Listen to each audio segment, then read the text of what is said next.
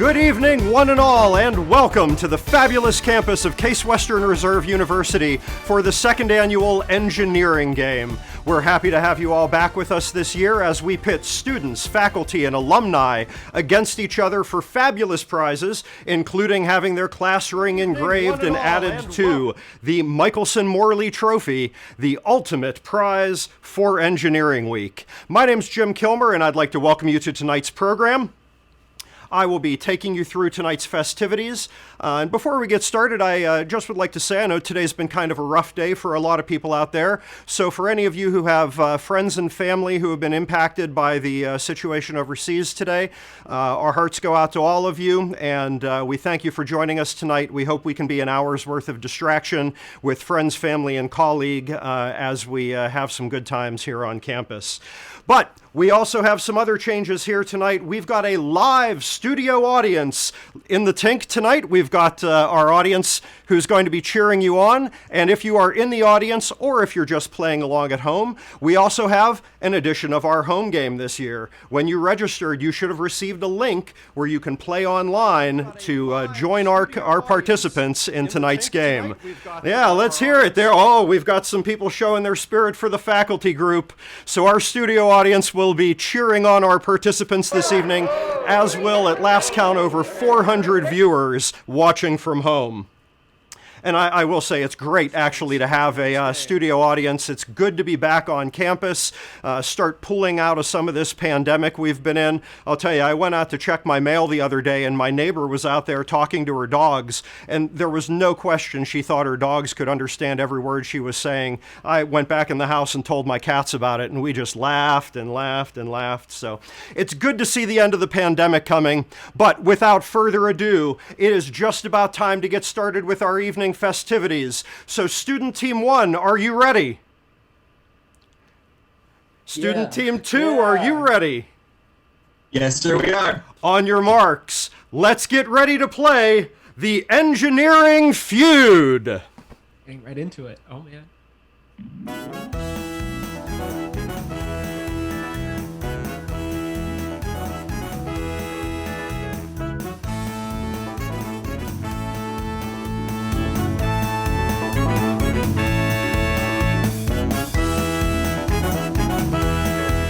Yes, we are coming tonight with our classic Family Feud format, slightly modified to fit the teams here for E-Week. If you're not familiar with Family Feud, we have polled 100 students for the answers to tonight's questions. Unlike the normal feud where teams buzz in and then get to steal from each other, we'll be asking questions to our teams individually. We have our two student teams, our two student families playing against each other tonight, and the winner of our student team will then move on to play the faculty and alumni in our edition of Who Wants to Be a Millionaire. So to get things started tonight, we're going to begin with Student Team 1, and we have a question for you. Top 5 answers are on the board. We polled 100 students. What is the best Mitchell's ice cream flavor? So students, put your thinking caps on and tell us, what did 100 of your peers think was the best ice cream flavor? Anyone is welcome to call it out. Need an answer. How about chocolate? Chocolate. Show me chocolate. Maybe. Do we have it on the board? Oh, and there's the buzz. Slightly delayed. Case students apparently are not big fans of chocolate. So that is one strike on the board for Student Team 1. Before we move on to our next guess, I would like to introduce you to the students. We have Ria Lamba, Amala Penumaka, Jacob Bujay, and Dhananjay Surti.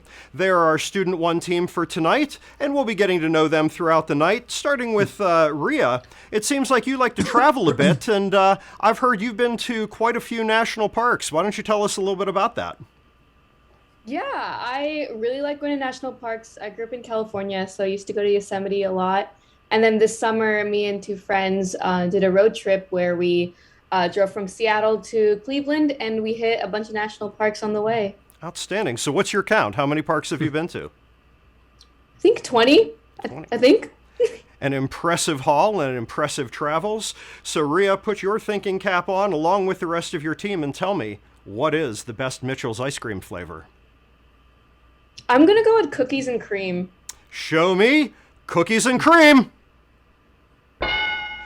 The number 2 answer with 24 points on the board. So that's 24 points to student team 1. We've got 4 more answers out there and 3 more students to get to know. Next up is Jacob Boujay. Jacob, it seems like you have a very flexible hobby. Why don't you tell us a little bit about that? Oh yeah. So I kind of contortionist like as a hobby, but like I can do this all around my head, and I can like put my knee past my waist. It's pretty fun. It's pretty enjoyable to do. Yeah. I might be able to touch my toes with a 50-pound weight on my back, so you've got me strongly beat in that category. Also, I would say that probably means you've got to stay in shape and might not eat too much Mitchell's ice cream. But Jacob, along with your team, tell me, what is the best Mitchell's ice cream flavor? I whiffed once. I'll go sea salt caramel. Sea salt caramel. The number 5 answer, Nice. and another 10 points to student team 1. 3 more answers on the board, 2 more strikes. Students, what is your fellow students' favorite ice cream flavor?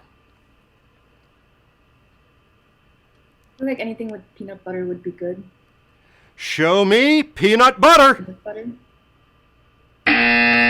Ooh. Not a very popular flavor at Case. 2 strikes, 3 answers on the board, 1 last chance for glory. Students, tell me the best ice cream flavor that 100 of your peers liked. You guys think it's banana cream pie? Or I think it's mango. mango? Mango sorbet? Yeah. Okay, we can go with mango sorbet then. Mango sorbet.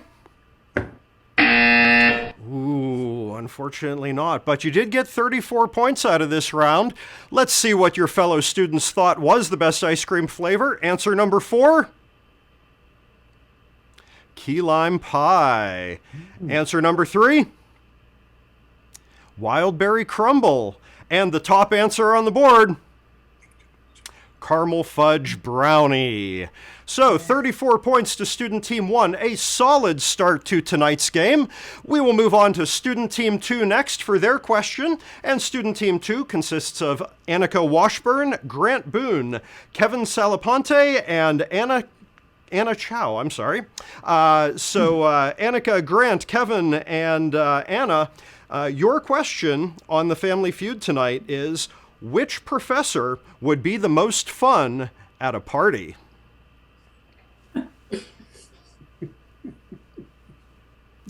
And I should say, which case professor? So not entire campus. Engineering and sciences. Which case professor would be the most fun at a party? We can deliberate, right? You can absolutely deliberate, but there's a time, so... Cobalt? Cobalt, I like Cobalt, yeah. Cobalt. All right, show me Cobalt. Nice. Number 4 answer with 13, and I believe we will be seeing more of Corbin later on as part of the faculty team. So you can take that up with him. In the meanwhile, let's get to know some of our students. Annika Washburn. So Annika, you've come from the great state of Wisconsin, but it seems like you're not a big fan of their state product. Tell us a little bit about that. Yeah, I'm from Wisconsin, but I'm not a big fan of cheese. Not a big fan of cheese curds or really anything with cheese, especially eating it alone. So. Did you come to Yes. Cleveland voluntarily, or did they drum you out of the state for that? Came voluntarily, but the weather's not much better. That is indeed true, but welcome to Cleveland, Annika. And tell me, which of your professors would be the best at a party? Grant,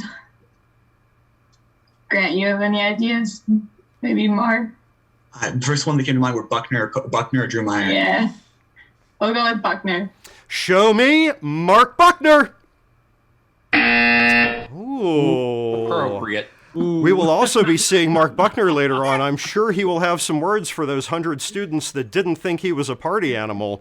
But 1 strike and 3 more faculty to go. Students, tell me, which of these 3 faculty would be the best at a party?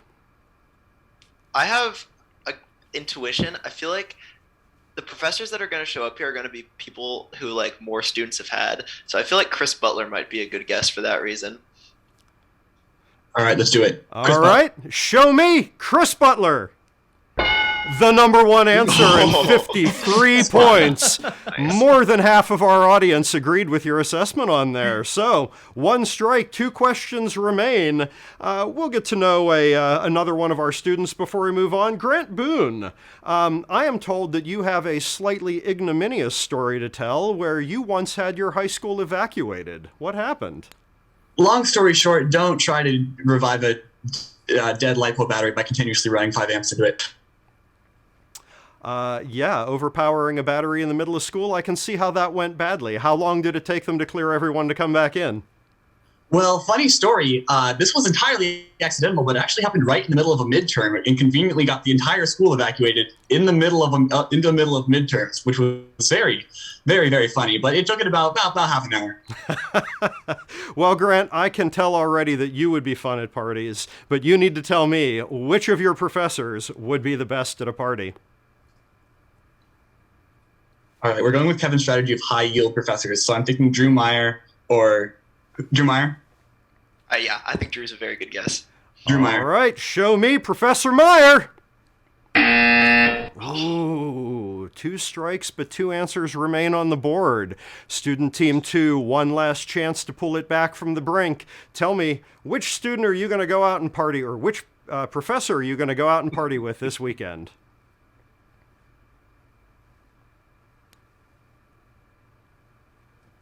Five seconds. Need an answer. The only other one that I know is Williams. You guys got any other ideas? Yeah. I don't have anything good. If there's no more, Matt Williams. All right, show me Professor Matt Williams. Oh, unfortunately not, but 2 questions correct, 66 points on the board, giving you a slight lead over your competition. Judges, tell me, the number 3 answer, what professor's good at a party? Alp, 14 students thought. And the number 2 answer? Brian Schmidt. So we now know which professors would be good to go out and party with. We have 1 round in the bucket and 1 more round to go to determine which of our student teams will be moving on to face the alumni and faculty in Who Wants to Be a Millionaire. So let's return to student team 1 with 34 points and give you your second question of the night. Students, tell me, where is the best place on campus to take a nap? Oh. Okay, let's discuss, because I don't know. Do you think it's like KSL or like Tink? Because Tink doesn't close, right? I was thinking the big chairs at Tink. Yeah, big chairs on Tink. Yeah. Yeah. All right, show me the big chairs at Tink. In the Sears lab back in the day. No. Sad. Apparently your favorite spot is not shared. Before we take our second guess, let's get to know about Kevin Salapante. Kevin, I'm told that you are a legacy student. Your parents were also here. And oh, I'm sorry. I just realized I'm introducing the wrong team, so my apologies on that one. Denanjay Surti, you came to Cleveland where we have a lot of snow, and that seems like it's pretty good for you because you've got some interesting tastes. Want to tell us a little bit about that? Yeah, sure.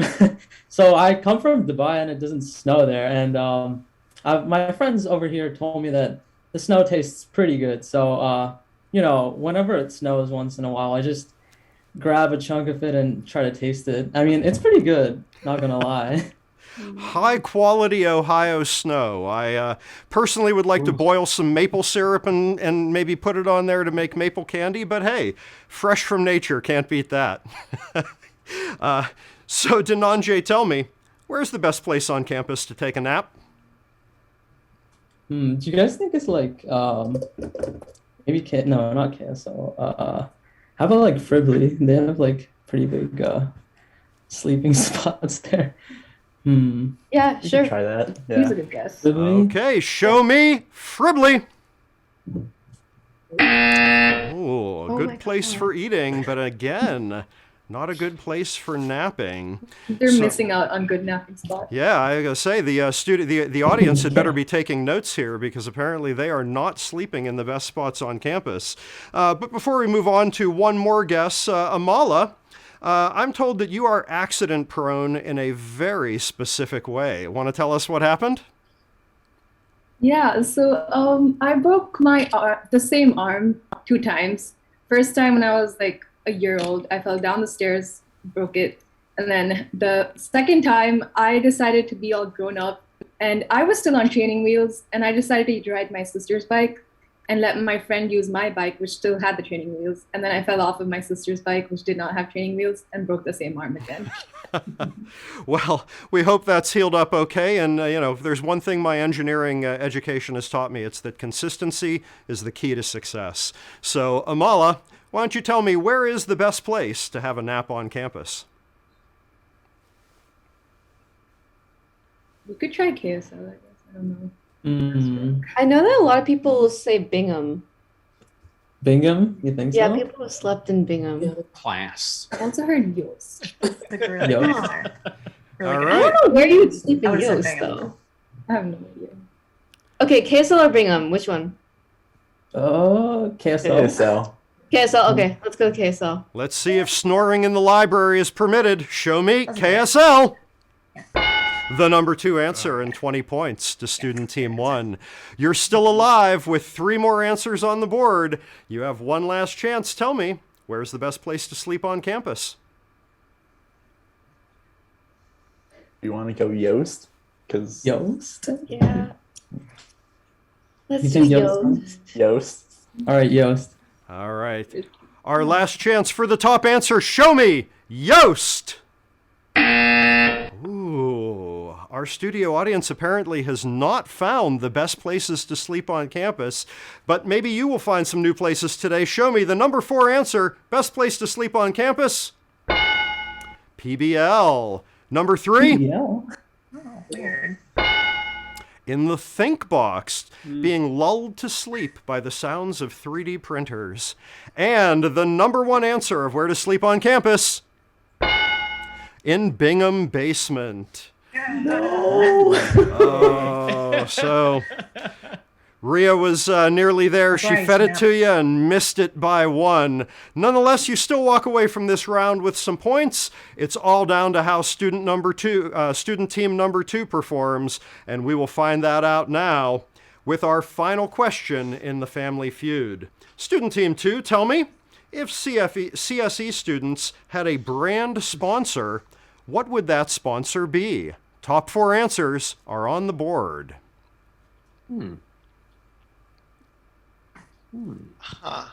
I feel like the first thing that comes to mind for me is tech companies, either like the Silicon Valley, like Apple or Facebook, or maybe like Tesla or SpaceX. But maybe I'm missing the point of the question, so I don't really know.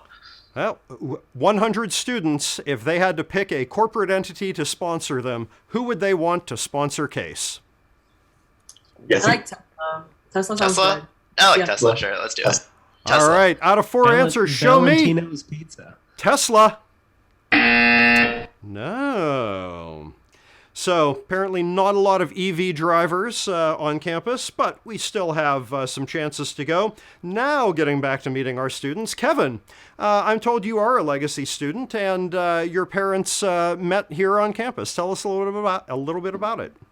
Yeah, so both my parents attended Case back in like the late 80s, early 90s, and the reason they met was because they were both placed together in Sherman Dorm freshman year, and I believe either my mom or my dad, I forget which way it goes, but one of them was playing ping pong and met the other one through that, so that's why I exist, basically. Well, there is no better place to do it. When I started on campus in 1995, Sherman House was my dorm as well, so many awesome people came out of Sherman House, take it from me. And Kevin, tell us, if Case had a corporate sponsor, who would it be? Yeah, I think I'll guess Apple on this one. That seems like reasonable. All right, show me Apple. No. I still think it's Valentino's Pizza. So it's all about the brands. Which brand most exemplifies Case, or which brand most exemplifies the students at Case? One more chance. Tell me, if CSE had a brand, what would it be? All right, we gotta be careful with this one. So let's think. So you think it could be more about lifestyle? Like it could be like Red Bull or something? Yeah, that's the other way you could go with this. Like Red Bull or DiGiorno I think it's either Red Bull or it could be like MATLAB. But I don't think it's MATLAB. I if it's like Dassault System for the solid. Wait, are any of you CSE majors? Yeah, I'm comp sci. I feel like Red Bull's pretty funny, but would enough people think about that? I can't think of anything better than Red Bull. I also think it'd be a very funny answer, so I kind of hope it's up there. Or no? Oh, the other option, I could see people saying like Mitchell's ice cream. Need an answer. Final guess. I feel like the fact that they said CSE means it's CSE specifically, and then people would. I think that just means Case School of Engineering. Yep, Case School of Engineering students. Red Bull? Question mark. All right, show me Red Bull. That's okay. The number one answer. 36 students are going to drink it until they can't stop vibrating. So now that we have a little bit of a clue, 3 more answers on the board, 1 more chance to rack up those points. What brand should sponsor CSE students?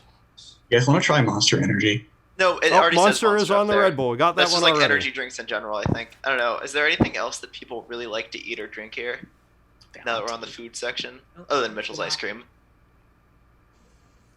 Is there like it could be Starbucks for caffeine? I like Starbucks as a guess a lot, actually. All right, Yeah. Starbucks. Third guess, show me Starbucks. The number 3 answer. Sick. Forming a caffeine habit is apparently a major hobby of Case students, which, okay, yeah, that was my problem on campus as well. So 2 more chances to rack up those points. Tell me, what other brands would sponsor CSE students? Are we still going like the food route? Yeah, you got an idea? No, but I'll get back to you.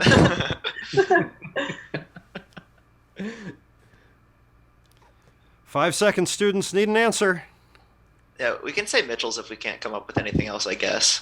Because that seems kind of safe. Yeah, or the Den, like late night Oh, Denny's? food. I don't know. Denny's might actually be a good idea. Okay, yeah, sure. We can try Denny's. Denny's.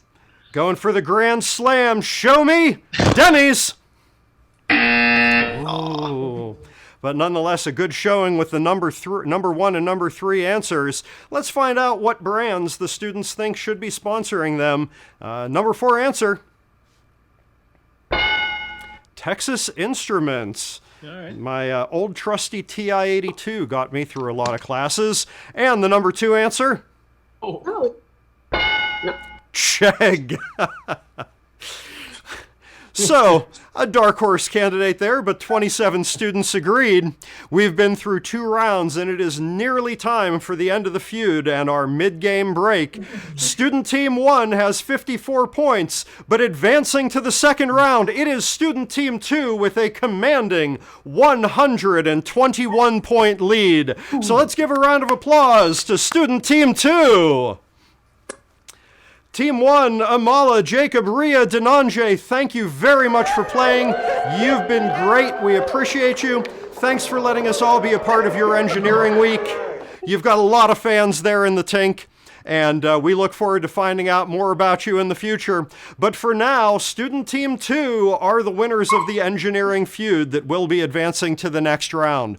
But before we move on to that round, it is my pleasure to introduce Dean Balakrishnan for a few remarks and the awarding of the Goody Memorial Teaching Award. Dean Balakrishnan, welcome.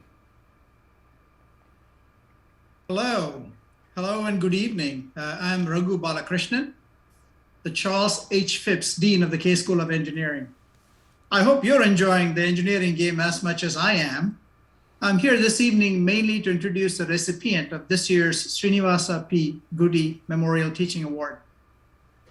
Now, E-Week is usually a period of unalloyed celebration, a time when we reflect and rejoice in the profession that we all feel so proud to be part of. However, this year is different. Just before the start of this week, we lost one of the most beloved members of the case engineering community, Dr. Thomas Kicker. I want to pause tonight's celebration to pay tribute to a great man who was a dear friend to many of us here. Tom Kicker came to Case as an undergraduate in 1954, stayed for his master's and PhD, and then joined the faculty.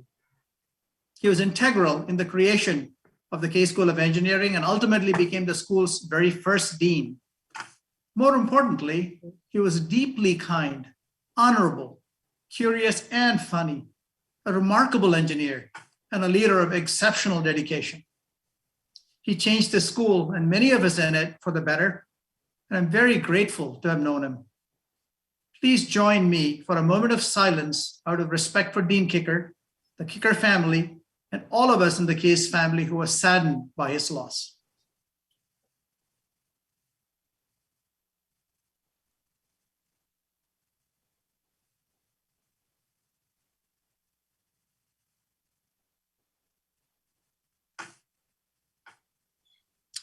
Thank you.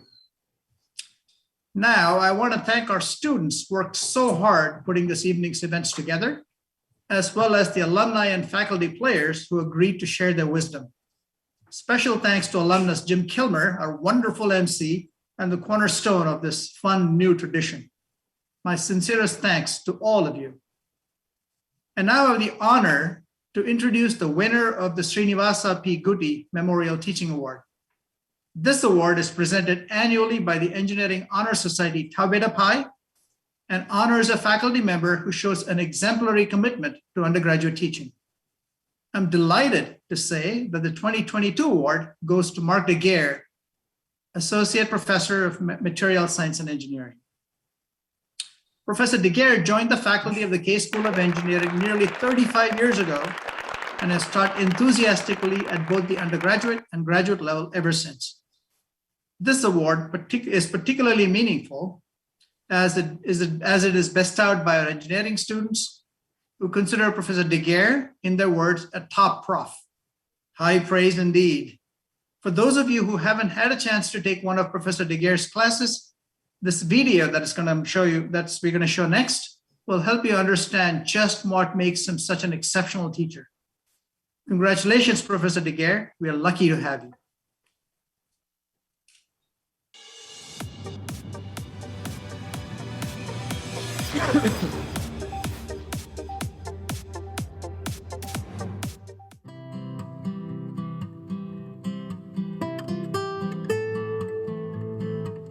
I like both teaching and research, but they're very different, and I like them for different reasons. Research definitely has a competition side to it. You have to compete for the funds that are available, so there's that competitive element in research. Whereas education is more like cultivation. You're helping young people cultivate their own intelligence. You're building on the foundation of knowledge that they already have, and but you're trying to cultivate it. It's develop it, grow it, and so those are the aspects that I like about both of those parts of my job. I've taught everything from freshman courses through to graduate school courses, and right now I'm currently teaching 3 upper-level undergraduate classes that are required for material science and engineers. Our juniors and seniors get a heavy dose of me before they graduate.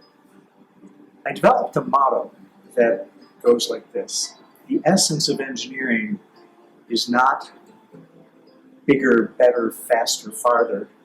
It's doing the best you can with what you have, because that encompasses what I think is an important idea of engineering, is the constraints that every engineer faces. You want to improve society, you want to meet a need, but you don't have infinite funds. You don't have an element with an atomic number of 6.5. You only have what's in the periodic table.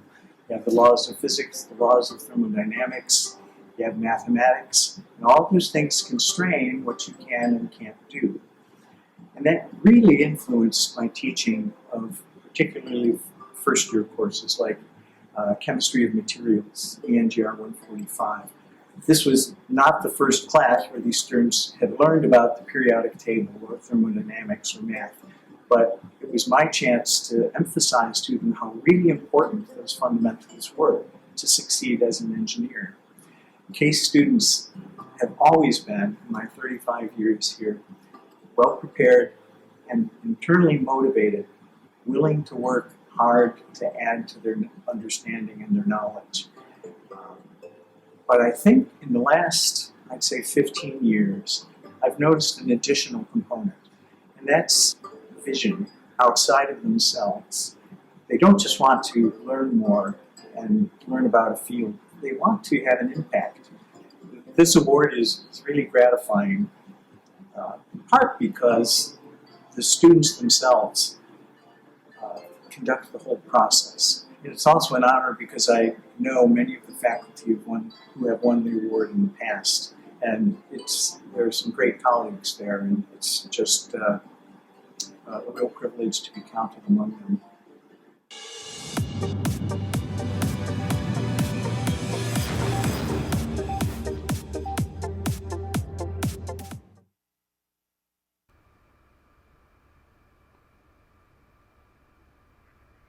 Well, congratulations once again from all of us here and from the Case Alumni Association.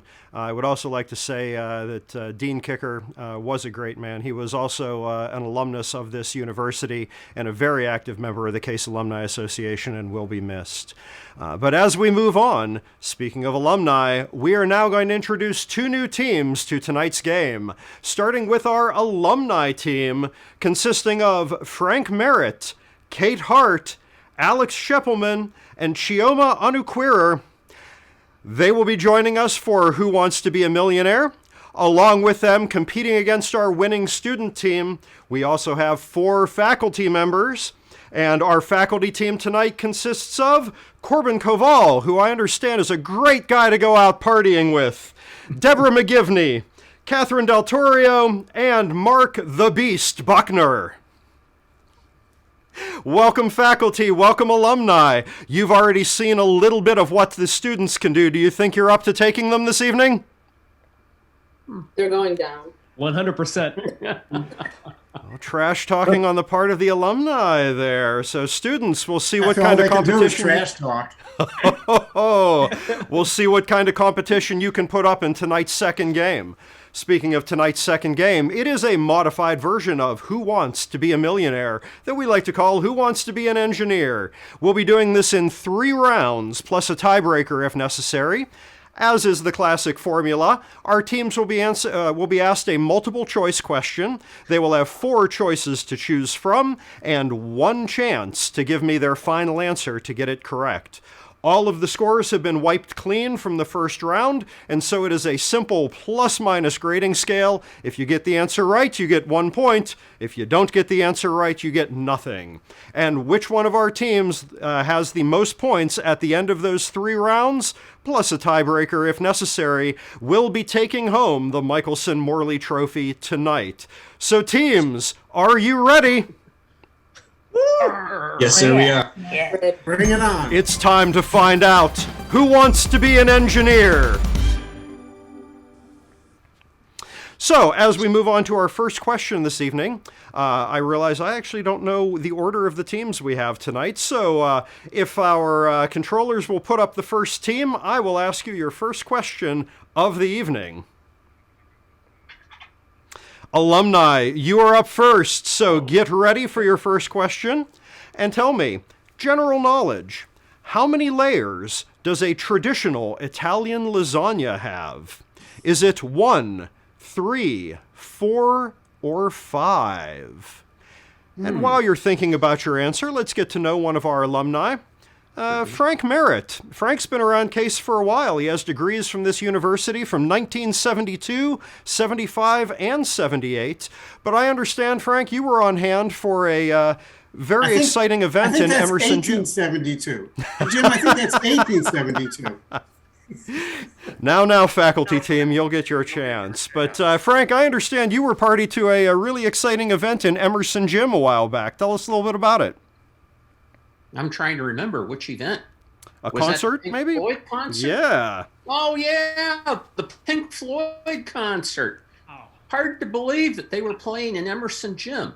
This was before they made it big, and they were coming through on a tour through Ohio. And in fact, I have the bootleg CD of the concert. So not bad.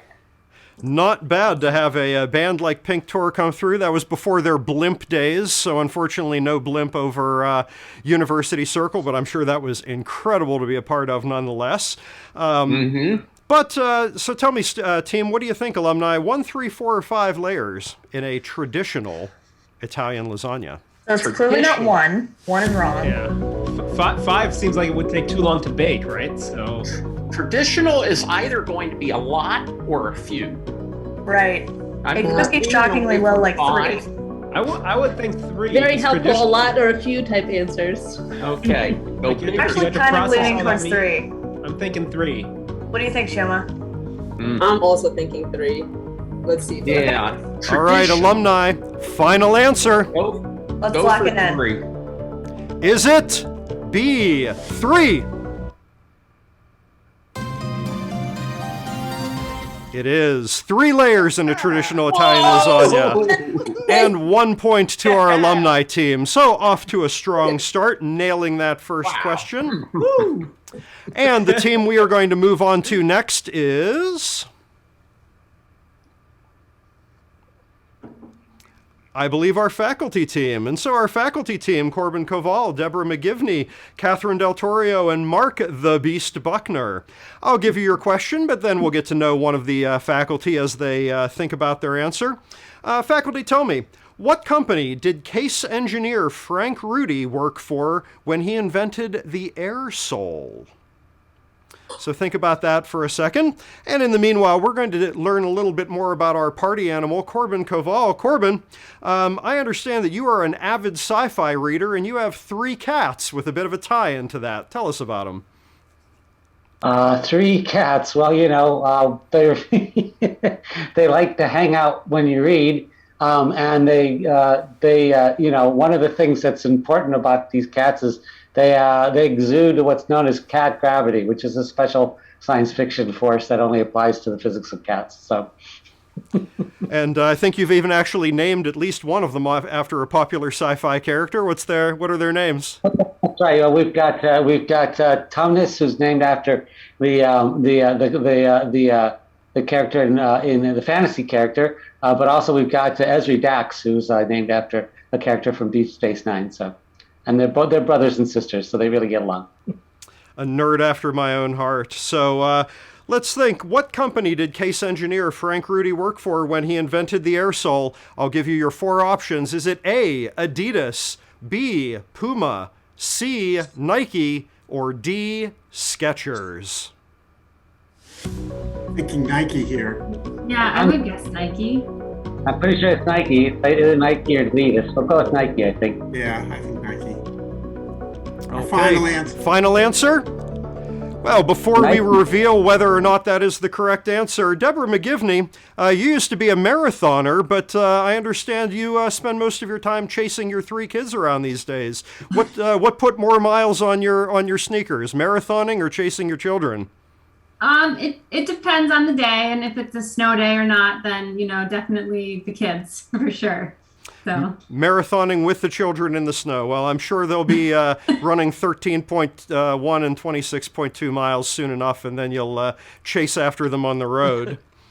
So as we have a final answer from our faculty team of Nike, let's find out if that's the company that engineer Frank Rudy worked for when he invented the air sole. And it is. So 1 point to the faculty team. Alumni and faculty, neck and neck after 1 question. And now it is time to move forward with our student team 2, who you got to know during the last round. But students, let's see if you can keep up with the faculty and alumni in this case. Your question is, how many students can Strosacker Auditorium hold?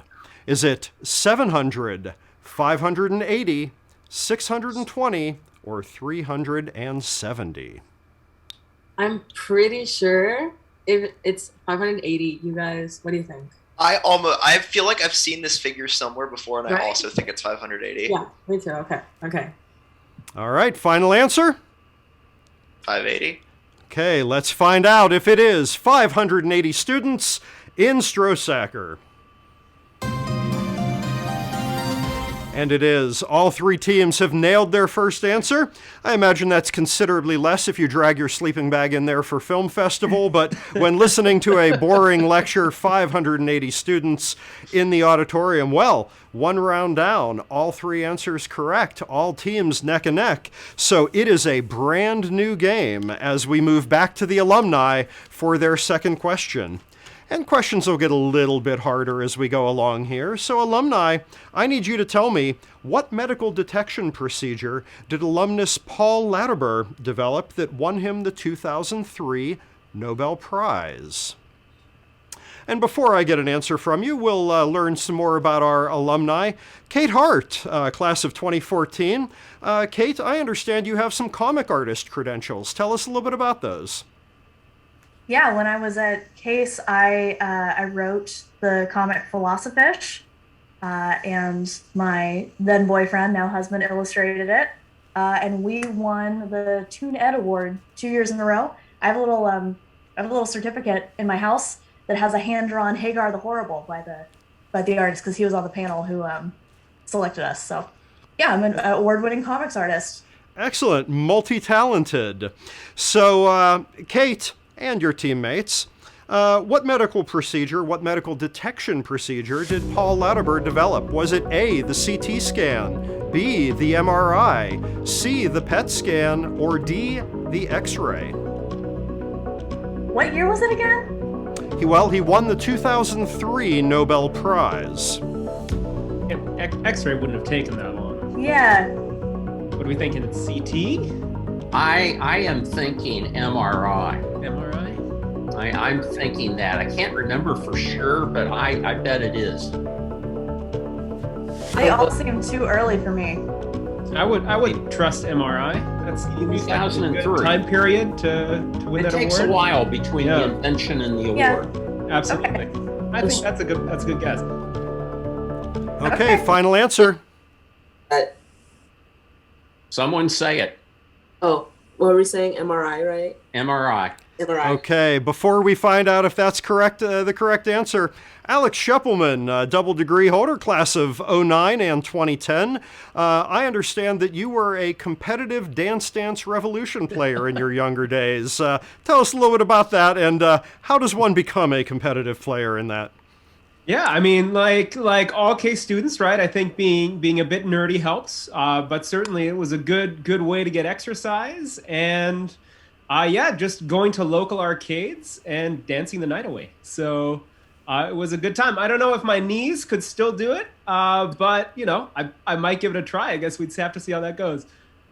I imagine there was also doubling as a weightlifting session with the pockets full of quarters you had to drag to the arcade. That's right, with you. exactly. So let's find out, alumni team, if Paul Latimer invented the MRI to win the Nobel Prize. And indeed he did. So a second point to the alumni team. 2 points. Nice. Moving ahead in round 2, as we go over to the faculty. Faculty, we've got a question for you. Dr. T. Keith Glennon stepped down as president of Case Western Reserve as the Case Institute of Technology in 1958 to launch this government agency. And while you think about that, we're going to get to know Catherine Del Torio. Katie, I understand that you used to be an avid skater. Do you keep that up, or how do you get around campus these days? So, in The Wicked Witch of the West, how there's the evil witch is like in the tornado with her bicycle. I have a green electric bike with a big basket, and that's how I get around campus. It's really fun. Outstanding. Is it souped up 35 miles an hour down the quad? Well, yeah, down the big hill. See, this is Pretty fun. this is a new student team. You just take your bike to a new student team every year. They have to improve its performance by 20%. Soon you'll be zipping with traffic down the highway. But when did T. Keith Glennon step down as president of Case Institute of Technology in 1958? Did he form the EPA, NASA, the National Science Foundation, or the U.S. Forest Service?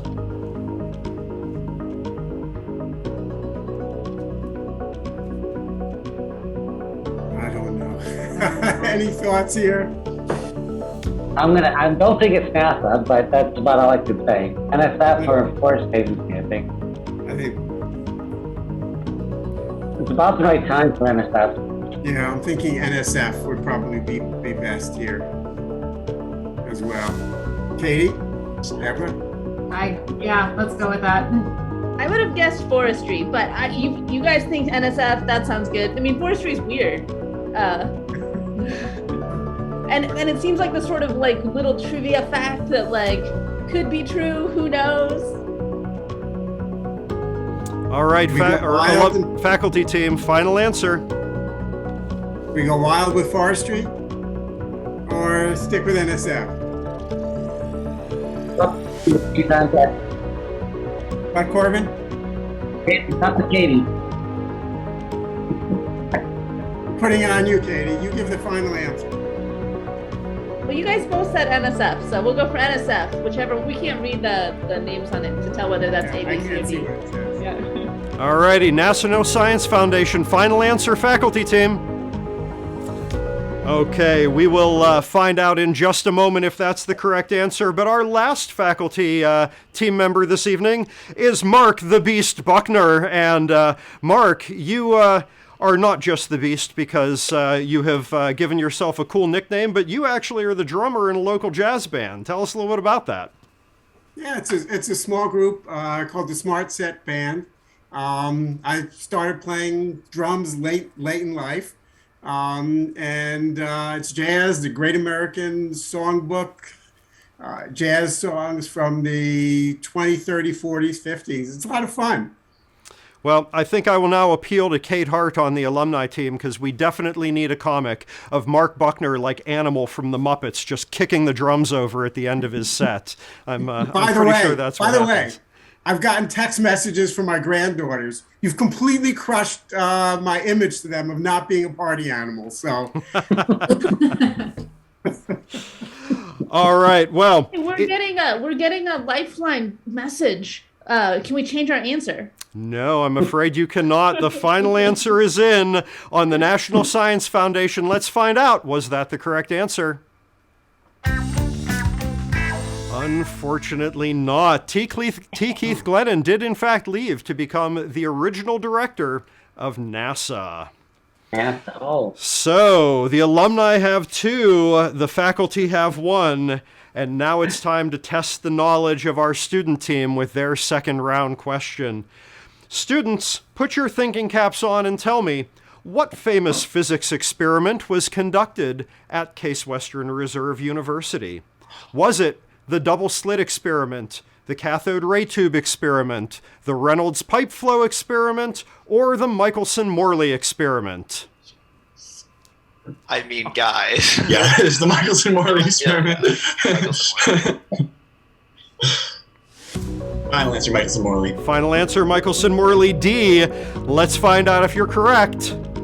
let's just give him a point here. Come on, guys. Yeah, that is in fact the correct answer, and I will say it's the luck of the draw, but the students got the easy one, named after, I will point out, the Michelson-Morley Trophy, which is tonight's fine prize, won last year by the students. So we'll see if they can keep that going. They got a second point from the answer of the Michelson-Morley experiment. That is 2 to the alumni, 2 to the students, and 1 to the faculty.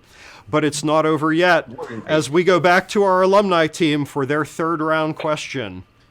Alumni, tell me, which law states that microchips will double in power every 18 to 24 months?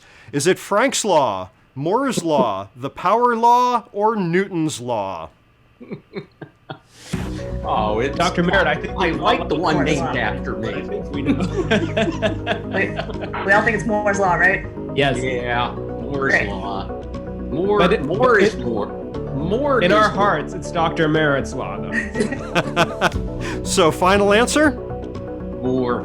Moore's Law. And well, before we find out if that's the correct answer, we're going to get to know our last alumni team participant.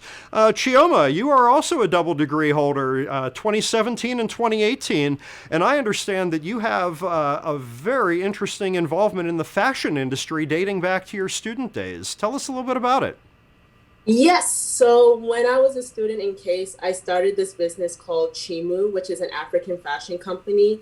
I actually started in ThinkBox using their sewing machine to start sewing dashikis, and it kind of grew beyond that. And ever since then, I've been on TV, Forbes 30 Under 30, and even recently New York Fashion Week, debuting one of my designs. So it's been fun.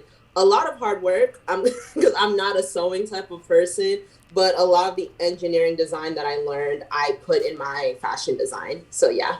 That is outstanding. Congratulations, and a Thank you. great recommendation for ThinkBox. As you can clearly tell by the gold jacket, I am very into the fashion industry myself. This is what I generally wear to work every day. But nonetheless, in the meanwhile, we're going to find out whether or not the alumni's third round answer was correct. Was it B, Moore's Law, saying that microchips double in power?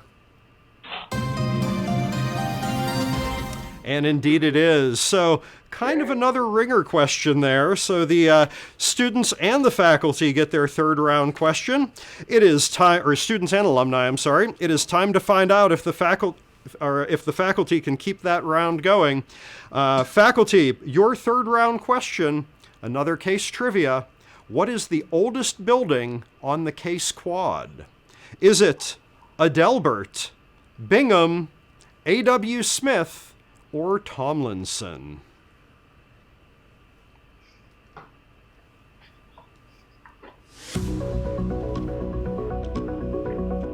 I think Adelbert. Yeah, I think Adelbert. I would guess that.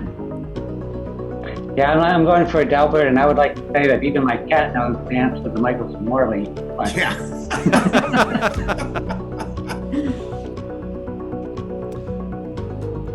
So, faculty team, is that your final answer? Yes. Yeah. Quick run down to the quad to look at the cornerstones. The last chance. All right, I need someone to say final answer. Give me A, B, C, or D. Final answer, Adelbert. A, Adelbert. Let's find out if you've got your third round answer correct.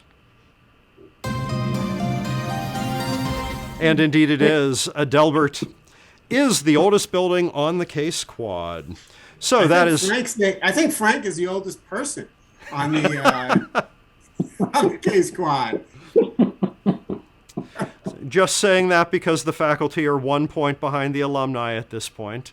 But we'll see whether or not the students can keep up the trend and go 3 for 3. Students, if you are ready for your final question in our regular rounds.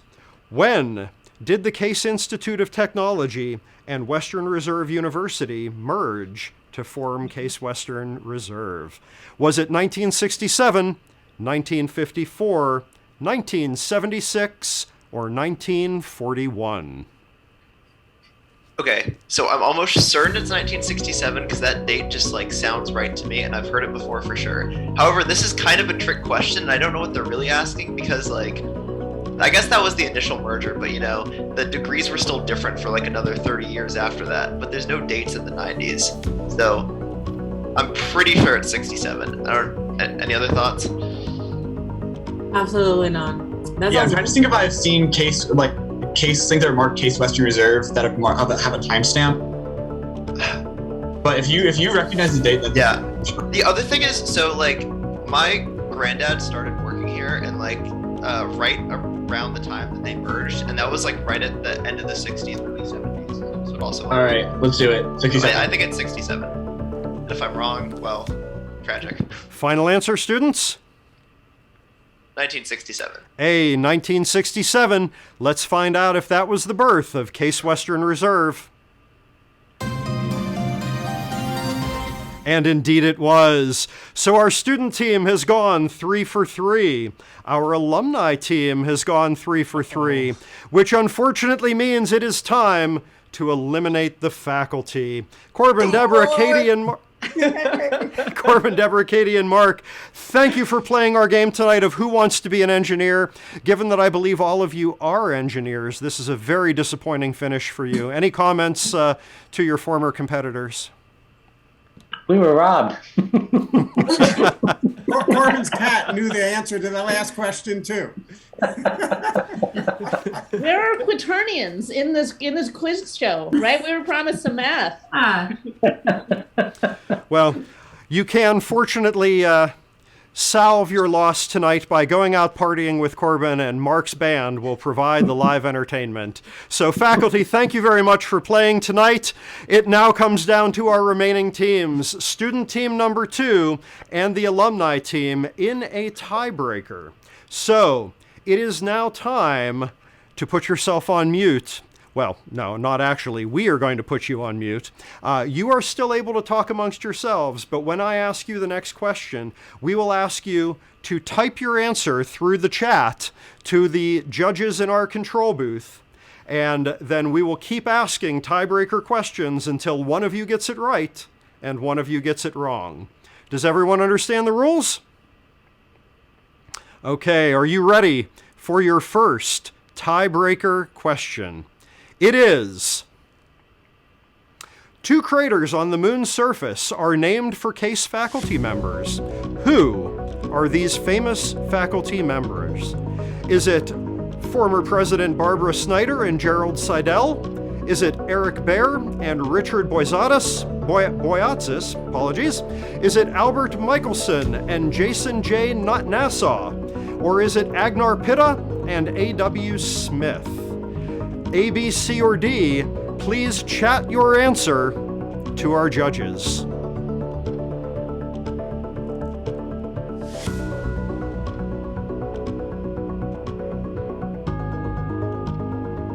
For our audience, there is some discussion going on amongst our teams. We have them on mute so that they cannot hear each other, but they'll be providing their answers to us in just a moment. 5 seconds, teams. I will need you to send in your final answer.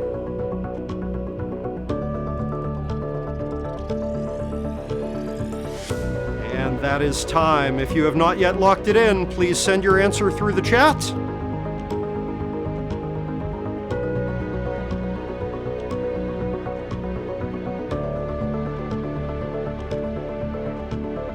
Students, I need an answer. You might be disqualified by default if you can't send us one quickly. In the chat, please, final answer.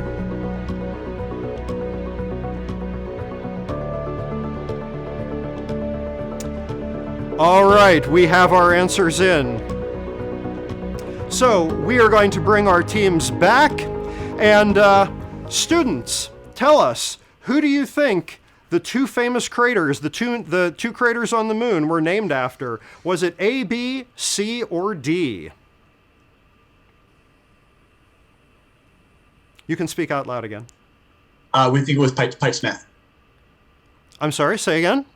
Pitt and Smith, or Pitt and Smith. Oh, D, Agnar Pitta and A.W. Smith. Former President Agnar Pitta in the university was here in the 90s, I believe. So let's go over to our alumni team. Alumni, do you think it was A, B, C, or D? C. We think C. The alumni think it is Albert Michelson and Jason J. Nassau.